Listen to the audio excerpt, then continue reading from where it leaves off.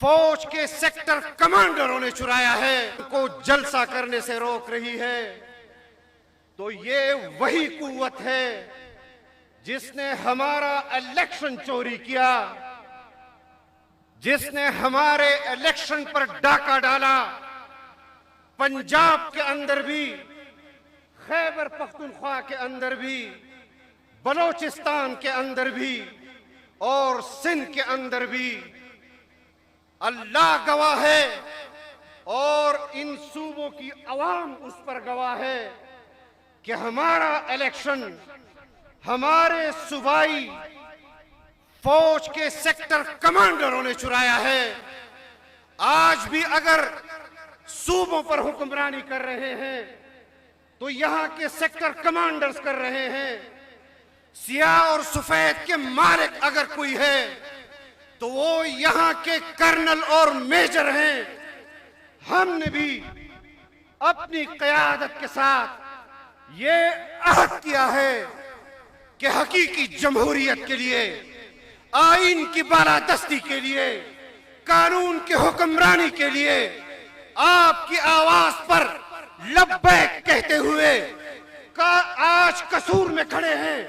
आप ऐलान करें, कल इस्लामाबाद में खड़े होंगे, पिंडी में खड़े होंगे, पाकिस्तान के जिस शहर में आप आवाज देंगे, आपके आवाज पर आपका ये कारकुन सरबखफ और सरमुजाहिद इंशाअल्लाह लब्बैक कहते हुए हाजिर होगा।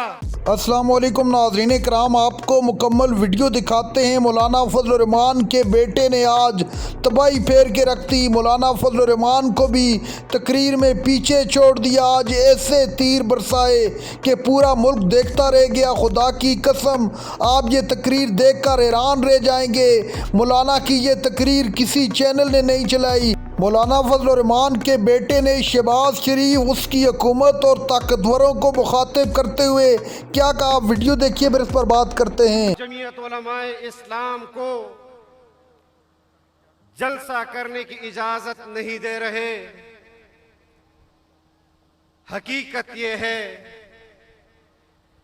कि आज के हुक्मरान अपने इख्तियार से जिला कसूर का डीपीओ भी तब्दील नहीं कर सकते, डीसी भी तब्दील नहीं कर सकते। तो मैं अपने साथियों को कहना चाहता हूं कि जाली हुक्मरानों का नाम न लें, हकीकी हुक्मरानों का नाम लें। आज भी अगर कसूर में जमीयत उलमाए इस्लाम को जलसा करने से रोक रही है तो ये वही कुव्वत है जिसने हमारा इलेक्शन चोरी किया, जिसने हमारे इलेक्शन पर डाका डाला। पंजाब के अंदर भी, खैबर पख्तूनख्वा के अंदर भी, बलोचिस्तान के अंदर भी और सिंध के अंदर भी। अल्लाह गवाह है और इन सूबों की अवाम उस पर गवाह है कि हमारा इलेक्शन हमारे सूबाई फौज के सेक्टर कमांडरों ने चुराया है।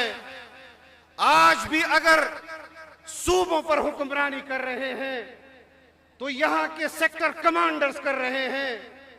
सियाह और सफेद के मालिक अगर कोई है तो वो यहां के कर्नल और मेजर हैं। हमने भी अपनी क़यादत के साथ ये अहद किया है कि हकीकी जमहूरियत के लिए, आईन की बालादस्ती के लिए, कानून की हुक्मरानी के लिए आपकी आवाज पर लब्बैक कहते हुए का आज कसूर में खड़े हैं।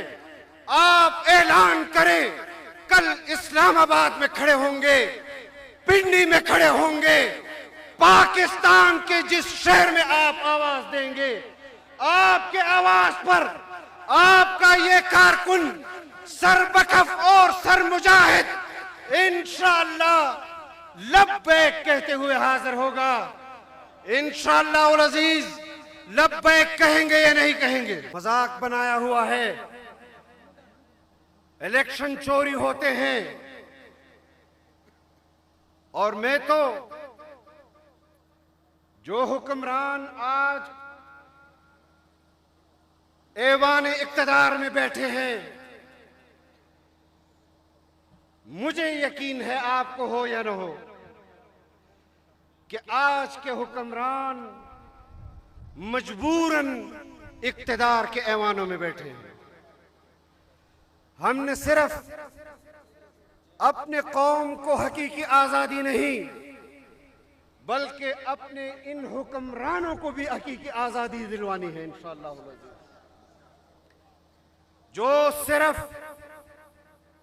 सहूलतकारी का काम करते हैं, आईन में तरमीम करा लो तो ये अंगूठा लगाने के लिए तैयार, कानून में तरमीम करा लो तो ये अंगूठा लगाने के लिए तैयार। कहते हैं पाकिस्तान एक आजाद खारजा पॉलिसी रखता है। मैं भी कहता हूं कि पाकिस्तान एक आजाद रियासत, खुद मुख्तार रियासत के तौर पर हमारे अकाबिर और असलाफ ने कायम की थी, लेकिन पाकिस्तान का अवाम आज भी आजाद है, लेकिन पाकिस्तान का हुक्मरान आज भी गुलाम है। आज हमने ये अहद करना है कि हमने अपने हुक्मरान को भी आजाद करना है इंशाअल्लाह।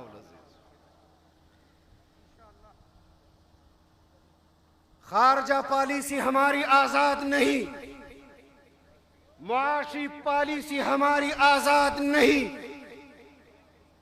कहा जाता है और हमने सुना है कि मियां शहबाज शरीफ साहब की क़यादत में पंजाब ने तरक्की की, मुस्लिम लीग ने नाम कमाया। आप बताएं कि गुज़िश्ता चंद सालों की हुक्मरानी में मियां शहबाज शरीफ साहब ने वजारत आला की हैसियत से जो नाम कमाया था, क्या उनका नाम आज भी उसी तरह है? और किस बुनियाद पर होगा? नाज़रीन कराम, आपने वीडियो देखी। मौलाना फजल रहमान के साहिबजादे ने आज पंजाब की सरजमीन पर ऐसी तकरीर की कि पूरे पंजाब को हिला कर रख दिया। वफाक में बैठे वज़ीर आज़म और उसके सहूलतकारों को वाज़ेह अल्फाज में पैगाम देते हुए कहा कि तुमने जिस तरह धांधलियाँ करके ये हुकूमतें बनाई हैं, हम किसी एक हुकूमत को तस्लीम नहीं करते, आपको इन चीज़ों का जवाब देना पड़ेगा।